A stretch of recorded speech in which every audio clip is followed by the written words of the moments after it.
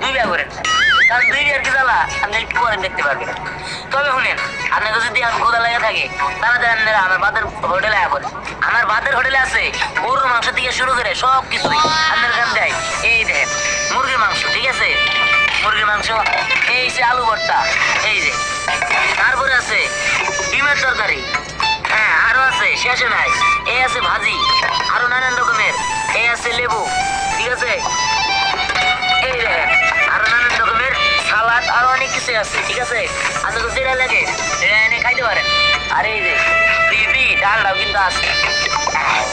এই আসেন আসেন আসেন, এখানে ভাতের হোটেল, ভাতের হোটেল, ভাতের হোটেল, আইসা যান, খায়া যান, নিয়ে যান, যেমনি খুশি আপনি আইসা যান। হ্যাঁ আসেন আসেন আসেন, এখানে ভাতের হোটেল, এই জায়গায় সব কিছু টাটকা। এই যে ভাই আসেন বসেন, এখানে ভাতের হোটেল, চা খাইতে বলতে আপনি খায়া যান। কি আছে? আরে গরু মাংস, মুরগি মাংস, ডিম, আপনার কি লেগে আপনার কন? দিন খাই তো টাকা পয়সা নাই। ঠিক আছে, এবার ভাবনা আইলেন মানে গরু মাংস খাবেন। আরে গরু মাছ না ও আচ্ছা আচ্ছা আচ্ছা, ঠিক আছে।